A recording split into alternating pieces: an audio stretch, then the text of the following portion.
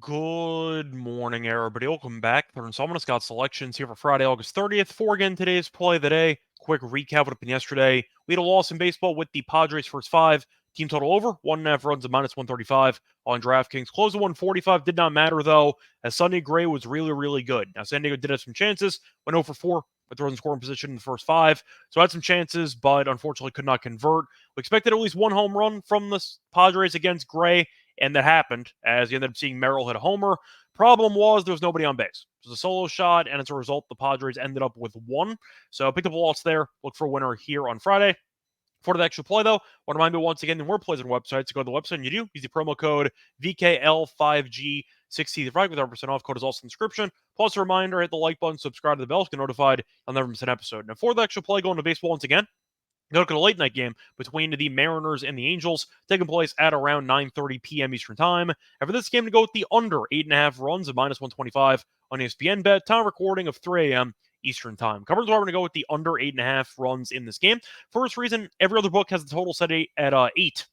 So ESPN bet kind of went rogue and gave you an extra half run, which I do appreciate. Now, the Angels and the Mariners have been equally bad so far this season offensively, as the Angels are averaging just 3.9 runs per game, which ranks 27th in the league, and you're looking at the Mariners averaging just 3.95 runs per game, which ranks 26th in the league. So both teams are bottom five in offense, and I think that should result in a pretty low-scoring matchup here on Friday.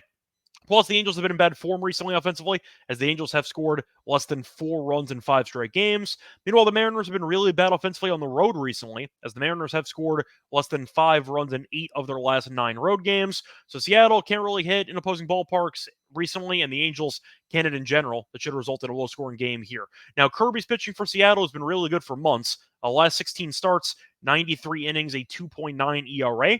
He's also been good historically speaking in this ballpark in Angel Stadium. The last 2 starts in Angel Stadium, 13 innings pitched, 2 total runs allowed, and the Angels have seen him a decent amount, 42 career plate appearances against Kirby, a 150 batting average, and a 190 on base percentage. So Kirby has historically speaking been very good against this team, and I think you should do so, or I think you should look sharp once again here in this matchup. Now, on the other hand, for the Angels, you have an unproven commodity.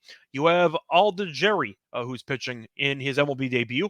And for the Angels, it is worth mentioning that he's a lefty, and they're calling him up from Double A. So we'll see how he looks in his first start. But luckily for him, he is a lefty, and the Mariners have been really bad against lefties all season long, as the Mariners have the third lowest OPS against lefties all season long. So I do think that he might actually be in a decent spot for his MLB debut. Plus, one thing that he does really excel at is not allowing home runs. He's allowed 0 home runs in 10 straight starts. So I do think that if Aldigeri is able to keep the ball in the ballpark, that should be able to limit Seattle's chances of scoring, since they have a hard time of generating, I'd say, multiple hits in succession. So I do think you're looking at Aldigeri pitching well enough to not get totally killed in this matchup, while Kirby should be good as well. And I do think with that being the case, this total does seem a bit high.